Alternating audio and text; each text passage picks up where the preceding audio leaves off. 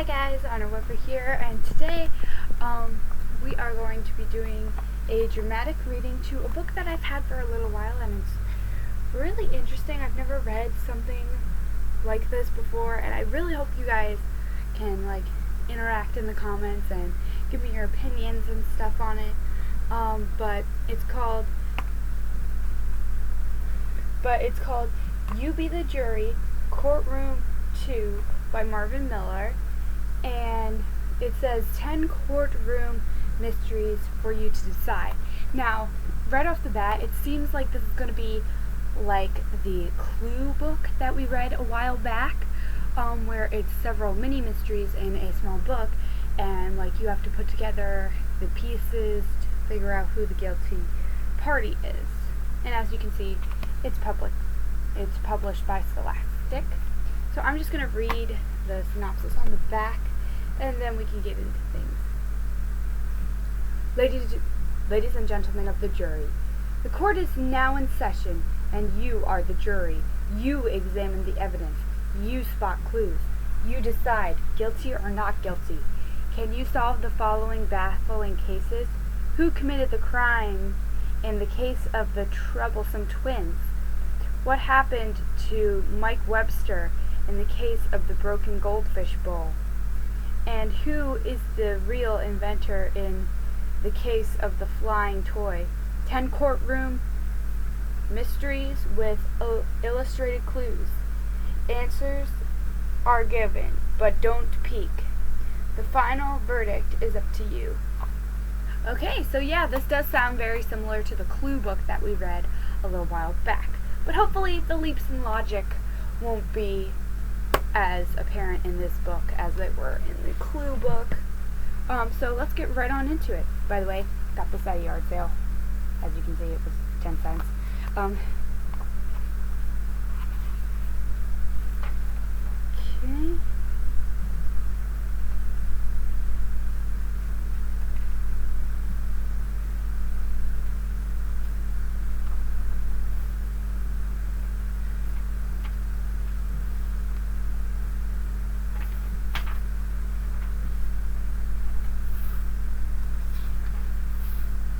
Okay.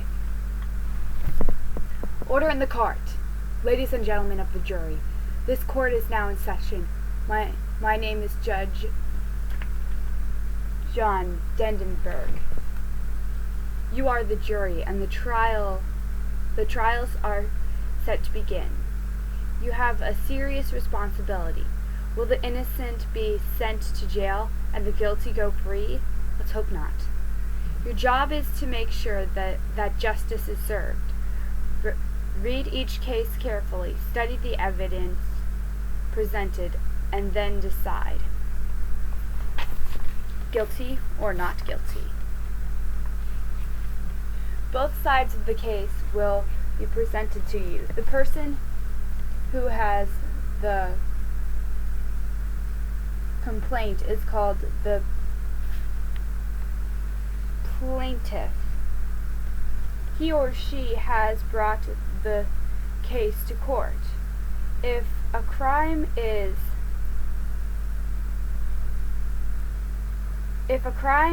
involved, the state is the accuser, and the person being accused is called the defendant.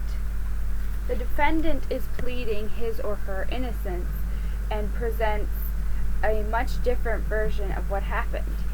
In each case, there will be 3 pieces of evidence. Three pieces of evidence will be presented as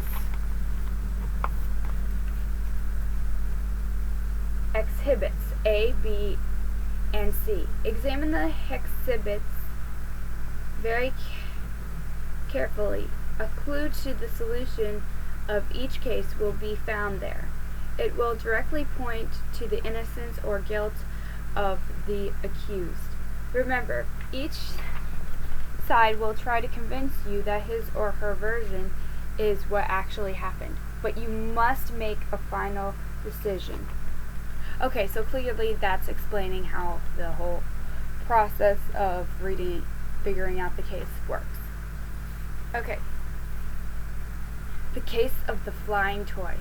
Ladies and gentlemen of the jury, when a person invents something that invention can be legally protected, the inventor fills out an application, and if the invention is found to be original, the United States Patent Office sends the inventor an official document called a patent. This prevents other people from using the inventor's idea. The case you are asked to judge today involves a patent toy called Spiral Whiz. This unusual flying toy has been sold worldwide by Backwards Industries Incorporated. Last year, Andrew Dowds, who is the owner of a small plastics company, began selling an identical toy. He named it Fly Flip. Backwards Industries, the plaintiff, has asked the court to stop Andrew Dowds from selling the Fly Flip because it is a copy of their invention. But Mr. Dowds, the defendant, claims that his grandfather invented Fly Flip 30 years ago, long before Backwards Industries had the idea.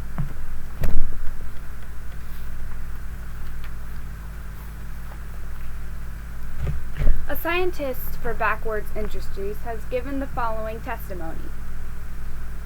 My name is Dr. Robert Franklin. You might think that all scientists are nerdy people who walk and carry around test tubes and never have any fun. But at Backwards Industries, we're not like that. In fact, my job is to sit around all day and think up ideas for new toys. I invented Spiral Whiz for Backwards Industries. Spiral Whiz is one of the most unusual floating toys ever invented. When you fling it in the air, it travels straight ahead. When it rises skyward, flips upside down, and floats gently back into your hand. Exhibit A. Exhibit A is a photograph of this amazing toy. As proof that Spiral Whiz is the original invention, Backwards Industries also submitted Exhibit B. This is the patent used to the scientist from Backwards Industries who claims to have invented Spiral Whiz. Well, doesn't that solve the case already? If he has the patent, doesn't that mean he has the rights? I mean, unless the other person comes forward with a patent that was created earlier, doesn't mean they have the right to make that toy? Just saying.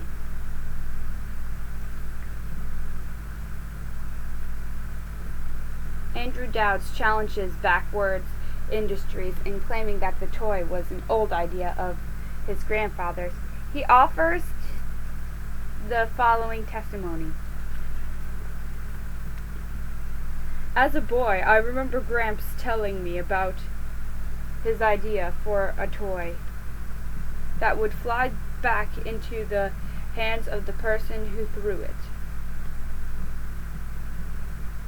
He was working on it for a long time. Then he surprised me one day when he brought home this fantastic gadget. We went out in the yard and he showed me how it worked. We took turns throwing the toy in the air. We played with it the whole afternoon, but Gramps had no idea of ever selling it as a product. He just worked on his ideas for the fun of it. In fact, the next day he was busy working on another invention, musical gum that plays a tune when you chew it. While no one else saw Gramps' toy, Andrew Dowds claims that his grandfather kept careful records.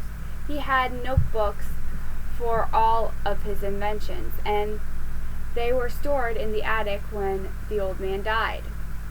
Mr. Dowds located his grandfather's notes. Exhibit C is the last page of the notebook that shows a drawing of the toy. You will observe that the sketch is identical to the Sprawlwitz that Backwards Industries claims to have invented. No one saw the working model of Gramps' toy besides Andrew Dowds, but Mr. Dowds offers the testimony of a friend who knew of his grandfather's experiments. My name is Charlie Watson. Gramps Dowds was a good friend of mine. I know. You think it's funny that I call him Gramps when we weren't even related, but that's what everybody called him. I spent a lot of time with him when he was working on that crazy toy idea. Every day for 3 weeks I drove him to the remote field on the outskirts of town. Gramps didn't want anyone to see him working on his invention to reach the field. We had to drive down a long, bumpy road that flew people in town. I don't know, the T is kind of faded.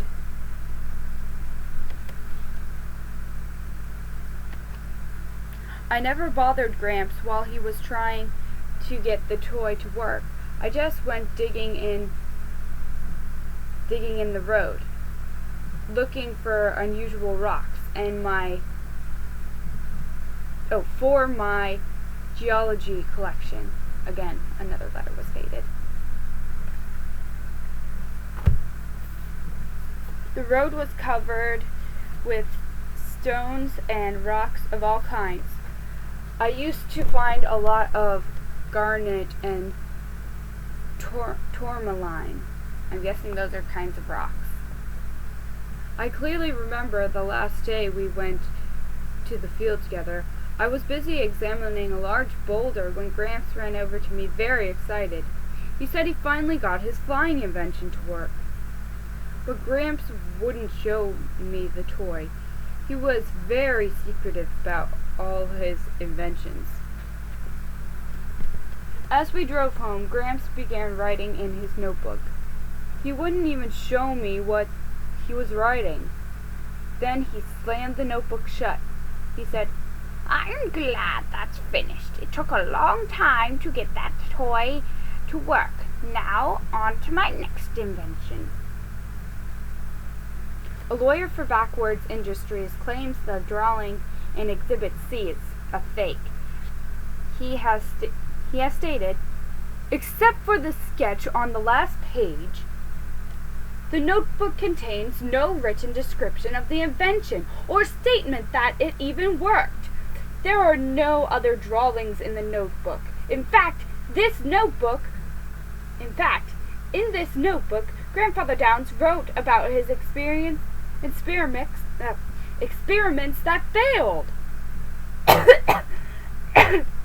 He never wrote that he could get the toy to work properly, and it seems strange that he would not show the invention to his friend Charlie Watson. Could he have been ashamed that he had failed to get his toy to work? No, old Mr. Dowds never got his flying toy to work. In fact, we believe his grandson Andrew Dowds really drew the sketch himself. He knew he would have to stop selling fly flip if Backwards Industries could prove to the court that the invention was theirs. Ladies and gentlemen of the jury, you have heard the case of the flying toy. You must decide the merit of Backwards Industries' claim. Be sure to carefully examine Exhibits A, B, and C. Was Grandfather Dowds the original inventor of the flying toy, or was it or was this drawing in the notebook fake? Okay, before I even look at the evidence, I want to make sure we're on the same wavelength here. So my thought process is, since, the bigger company has the patent on it, they would already, have the rights to it. So even if his grandfather came up with the idea before him, because he didn't file for a patent when he invented it, he would not have rights to it. So it doesn't matter that he had the idea first. He didn't file for a patent. So I believe that the bigger company has the right to the toy copyright because they have a patent. So that's just my thought process. Let's look at the evidence to see if we can get their right answer, because I doubt that that's the real right answer.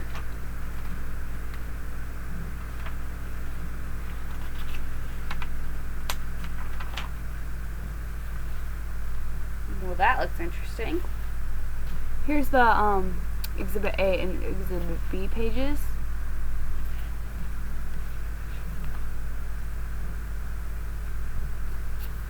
And what did they describe these as again?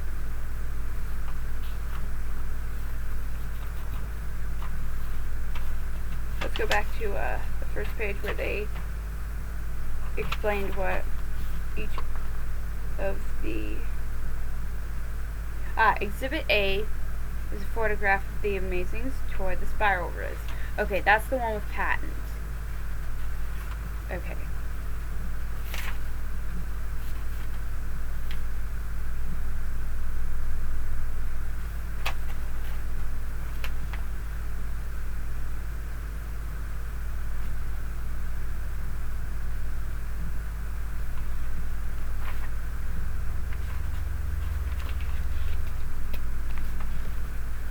Okay then, and what's Exhibit B?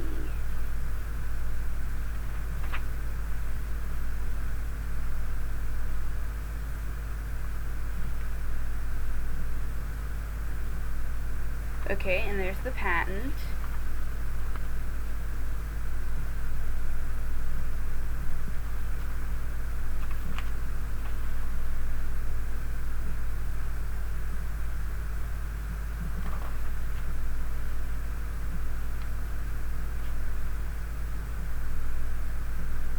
I can't get off the idea that I think the bigger company would win in this argument because they have the patent.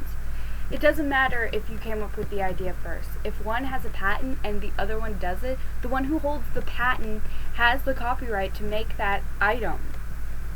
So, I'm going to say that's my conclusion. But before I read the answers, by all means, post your thoughts down in the comments and let me know if you guys think if the big company is right or if the grandfather is in the right. Okay, I'm about to read the answer. Verdict: the drawing in the notebook was a fake. Charlie Watson testified that Grandpa Down wrote the last page in his notebook while they were driving down a long bumpy road. But the drawing and handwriting on the page are smooth and even, as though they had been written at a desk. Andrew Doubts had added the final page himself. Okay.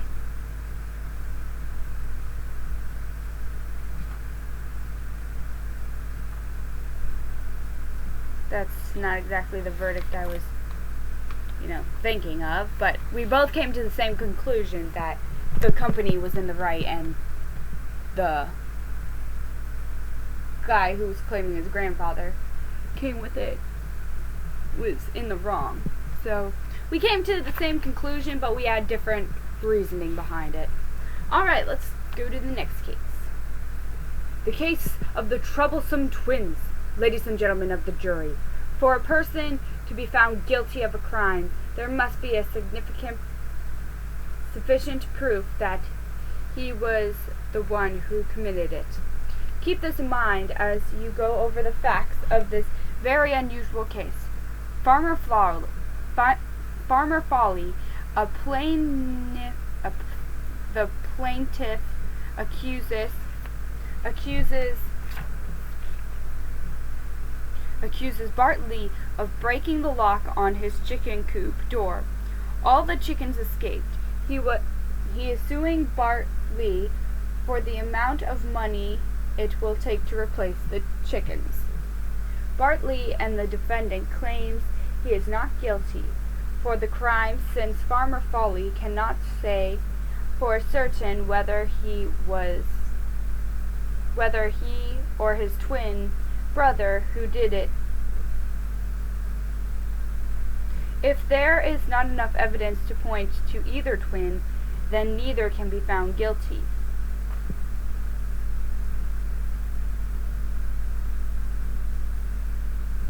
Farmer Foley has testified as follows.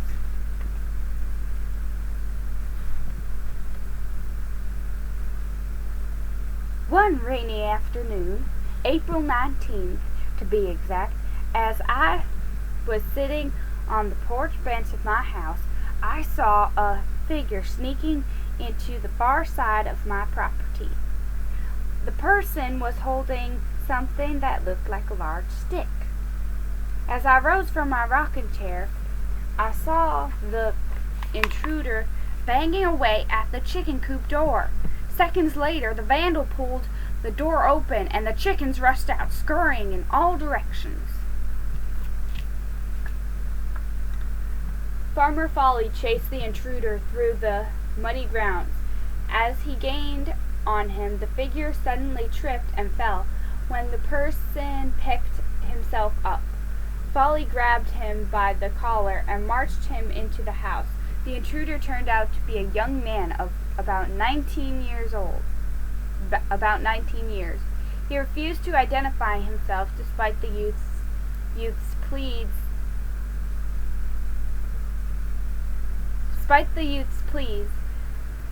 Farmer Foley telephoned the police. As they waited for the police to arrive, the intruder telephoned his brother and asked that he meet him at police headquarters. When the police brought the intruder to the station, the young man was permitted to go into the next room to give his keys and money to his brother. Minutes later, when the young man walked out of the room, the officer booked him for the crime. The youth said his name was Bartley, but he claimed he was innocent. And when his brother came out of the next room, he also claimed his innocence. To everyone's surprise, the brothers are identical twins. While in the next room, the brothers had exchanged some of their clothing. They had purposely confused everyone.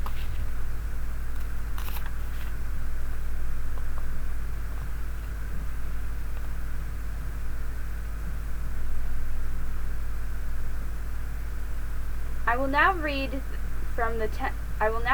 the testimony of the arresting officer. First the question, then his answer. How can you be sure that Bartley is the same twin you arrested? Well, he was the first one out of the room, and he was wearing the same striped shirt as the guy I arrested at the farm.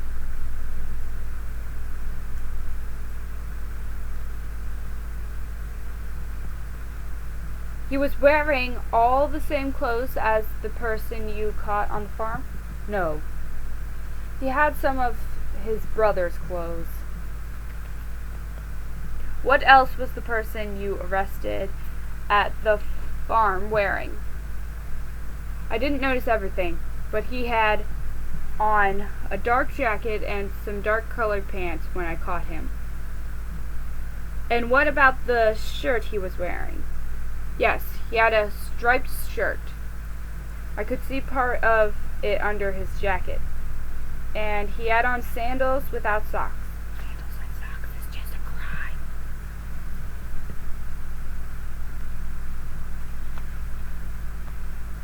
The muddy ground around the chicken coop provided an important piece of evidence.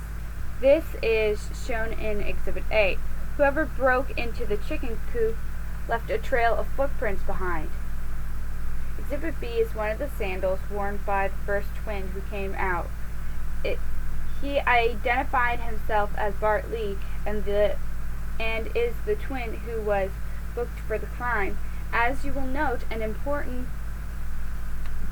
imprint of the sandal Bart was wearing exactly matches the footprints found around the chicken coop. Okay.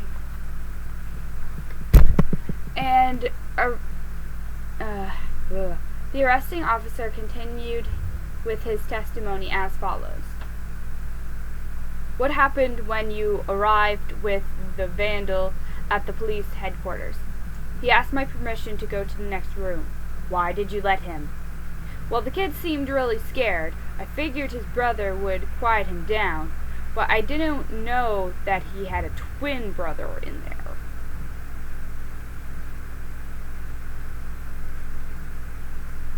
How long was he in the other room?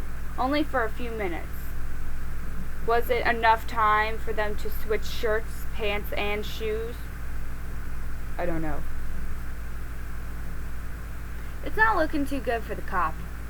Just saying.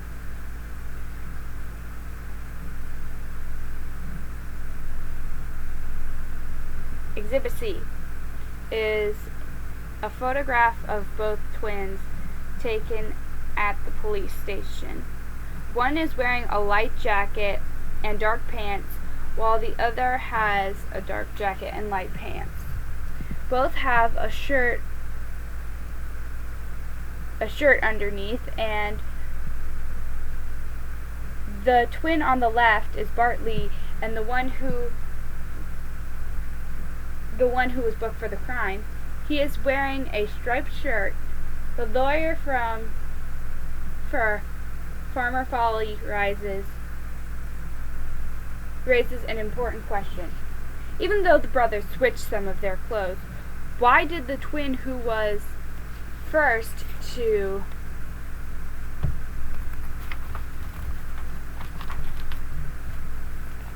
leave the room allow himself to be booked? That is, unless he really is the guilty one. Huh? Well, okay, I guess I can kind of understand that.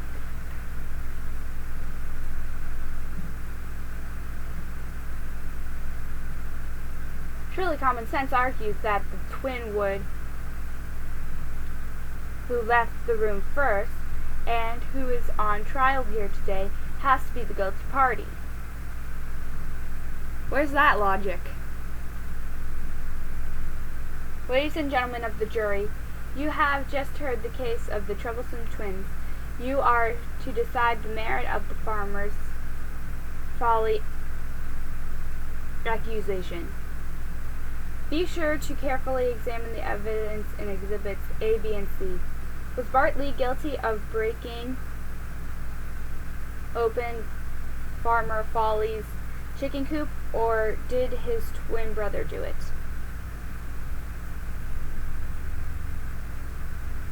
Before we get into the evidence, I would just like to say things are not looking good for that officer. At the very least, no matter what the verdict is, that officer, at the very least, is probably going to get reprimanded for allowing that twin to go in the other room without another officer in there. If anything, I think the officer should have gone in the room with them, because then he would be able to watch he would have been able to watch the exchange. I mean, you don't just let a possible criminal go off and do their own thing while unguarded by the police. I mean, come on, that just doesn't seem like a good thing to do. So, at the very least, I think that that officer is gonna get reprimanded, at least.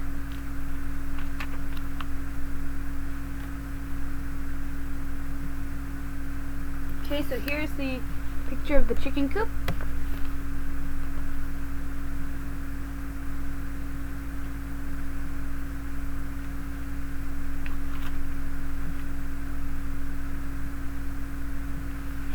Here's the picture of the sandal and the boys. I'm thinking it's gotta be that twin. Who did the wrong? Who? Because he's missing a sandal. And the sandal's right there, so it just seems to make sense. And yeah. Verdict. Bartley was innocent. His twin brother was the guilty one. Okay. How do we get that? Exhibit B shows the mud-stained sandal that Bart wore at the police station. But the person wearing the sandals at the chicken coop would have his feet filthy and mud. Oh, okay. Bartley's feet in Exhibit C are perfectly clean. Okay. The clothing Bartley exchanged included his socks and shoes. His twin brother's muddy feet are inside Bart's socks and sneakers. Okay, I guess someone could have figured out, oh, his feet aren't muddy in this picture, so he can't be the convict.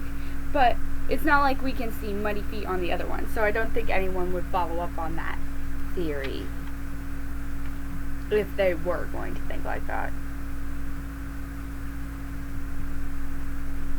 Okay. How many are... Oh, 10. Duh. That's what they said. Okay. Okay, well... I'll keep reading. One more case. The case of the sleeping prisoner. Ladies and gentlemen of the jury, escape from jail is a serious crime, even if the person was arrested for minor offenses. Such is the case before today. Since we are in criminal court, the state is the accuser.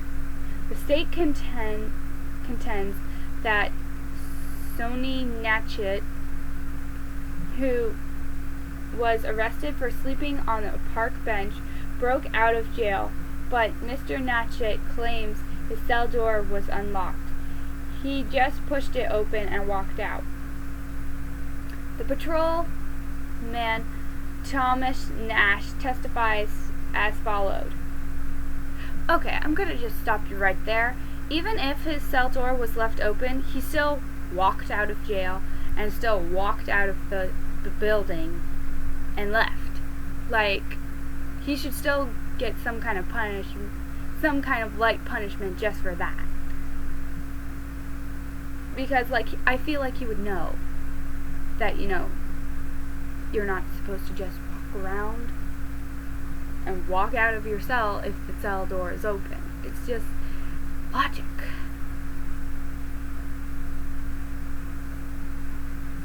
It was about 2 o'clock in the morning, and I was making my rounds in Vernon Park. No one is supposed to be there after dark. I was walking along and I heard a strange sound. At first I thought it might be thunder, but it was a starry night without any clouds. Then I realized that the sound was someone snoring. I turned on my flashlight and there was a man on the bench. He was sound asleep. I tried to wake him, but without success. I couldn't leave him there, so I figured the best thing to do was to strap him onto my motorcycle and drive down to police headquarters. The stranger's wallet provided more information. His name is Sonny Natchet, and the address inside showed he was from a foreign country. The patrolman continued his testimony. The man was still asleep when I got to the station, so I carried him into a cell. It was my turn for night duty, and I relieved the officer in charge. About 6 o'clock that morning, I went to the coffee shop around the corner to bring back some coffee and donuts. It couldn't have taken more than a few minutes. When I got back, I was shocked to find the cell door open and the prisoner had escaped. All police were alerted that afternoon. Sonny Natchet was arrested in the downtown area while he was looking in a store window. This time it was a more serious charge, escaping from jail. The state described its theory of how Mr. Natchet managed to escape. Exhibit A. Exhibit A is a diagram showing the inside of the police station. It has 2 jail cells. On the side of the wall is a box containing the keys. Seriously, you keep the keys right outside the cell door. How are they keeping anybody in this jail? Seriously. Anybody with, like, string or wire could have broken out of this jail. Where's an inspector when you need one?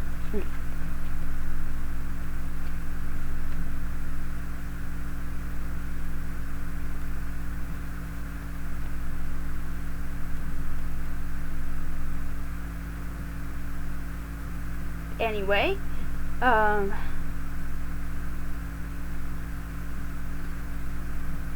Mr. Natchet was the nearest cell to the wall.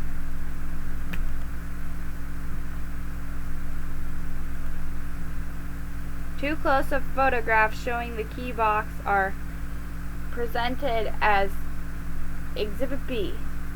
They show the box both open and closed. Each key is hanging on a large ring. If someone in the cell had a long pole, it would be possible for him to reach the key box. And we put the key box right outside the cell doors with criminals in them for why? If anything, the keys should be kept on the officer's person at all times.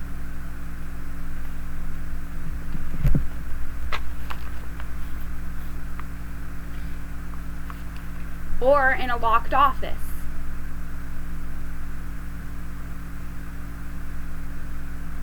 This, the state contends, is how the breakout occurred. It enters as Exhibit C a photograph showing a broom that was found near Sonny Natchet's cell. The state believes that the prisoner grabbed the broom, reached over to the box, and caught the ring on one end. This was his means of escape. I will now read the cross-examination of Patrolman Natch by Mr. Natchet's court-appointed lawyer. So not only did we put the key where it could easily be reached by criminals in their cells, but we also gave them the means to reach them. This is not looking good for any of the people that designed this jail and the people that were in this jail, as officers and stuff. How can you be sure the cell door was locked? Doesn't matter, he unlocked it anyway. I have been a policeman in this town for 15 years. In all that time, I have never left a cell unlocked. What makes anyone think I did it this time? He didn't do it. It's just, this is a poorly designed jail, and the jailbird got out. And the guy who was captured got out. It's not the police's fault. It's poor designed jail's fault. Did you find the door to the key box closed following the prisoner's departure? It had to be. The door is on a spring and it swings closed automatically. Okay. Then how is it possible for Mr. Natch to use the broom to loop the key? Oh, okay. So they do have a little bit more confidence than I thought. Okay, so it's not like the door to the I'm going to use this book as so it's not like the door to the box where the keys are can just be like pulled open and then that's it. No. It's like it can't be like, oh, the box was left open and they grab the broom, loop the key. Because when they said box, I was picturing like an open box, like visual aid. I need a visual aid. Oh. Okay, when they were saying box, I was picturing something like this and maybe a hook right here, and then the key would just be like resting on the hook. But what they're saying is it's more like a cabinet where, you know, the door is just like closed most of the time. So that means that for them to be able to get the key, they couldn't just have had that broom. They would have had to have someone to either prop open the door or hold the door open or something.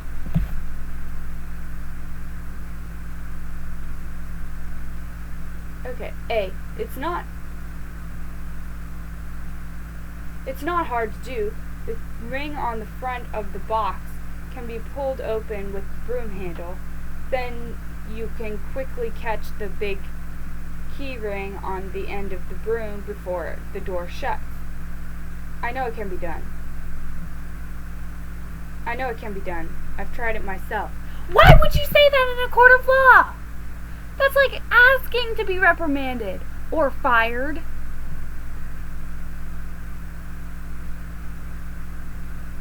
I know it's just a book and it's fiction, but still, that's a pretty dumb mistake to make. Especially when you're an officer, you should know this stuff. Sonny Natchet testifies on his own behalf since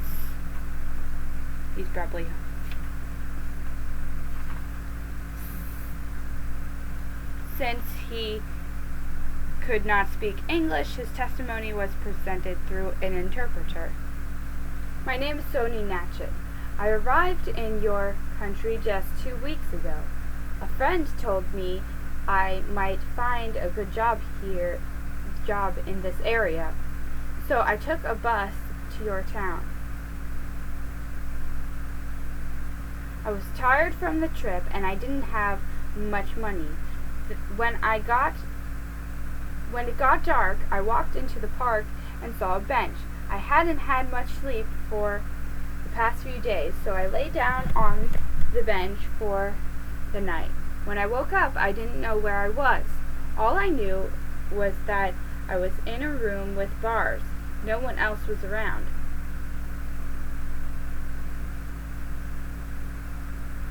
I stood up and leaned against the door. It started to move, so I pushed it open and walked out. I never knew I had been arrested. Mr. Natch's lawyer continues his defense. As proof that Mr. Natch did not use a key to escape from his cell, your attention is again drawn to Exhibit B.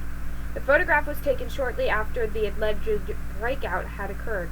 You will note the keys to both cells are hanging on their hooks. If Mr. Natch had used the key to escape, he never would have taken the time to put it back on the hook. Maybe if he wanted to get away with it, not that I would ever do this sort of thing, but if I were a criminal and, didn't want to get busted for escaping jail, I would have made sure everything looked as it did before I had escaped. Except for, me not being there.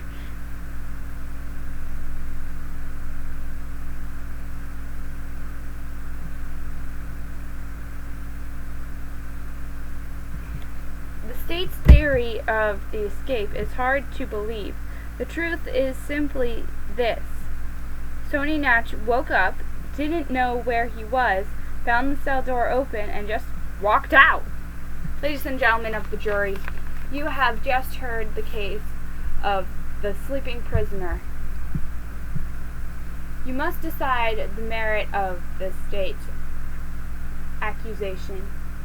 Be sure to carefully examine the evidence in Exhibits A, B, and C. Did Sony Natch escape from jail using the keys, or did he walk out of the unlocked door? What do you guys think? I don't know what to think. It's just, nah.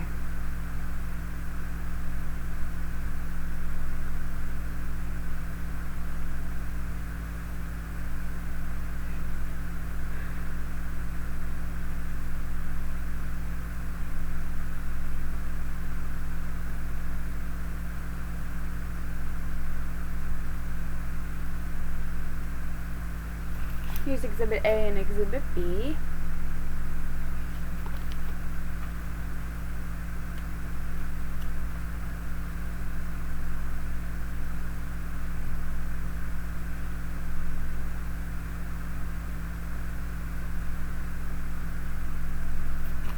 And here's Exhibit C.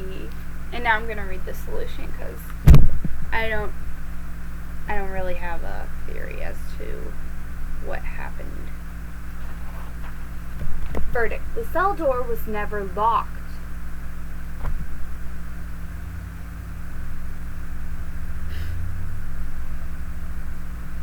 Exhibit B. On the left side shows the key box as Sonia Natch, which would have seen it when he awoke. Since he could not speak English, he could not have read the front of the box. Oh, okay. To know it contained the key to a cell. Okay, that makes kind of sense. But you know, like if you're trapped somewhere and you don't know where you are and there's a box on the wall, chances are you're going to try to see what's in that box just in case it might contain a key. Maybe that's just what I would do in that situation, but it makes sense, doesn't it?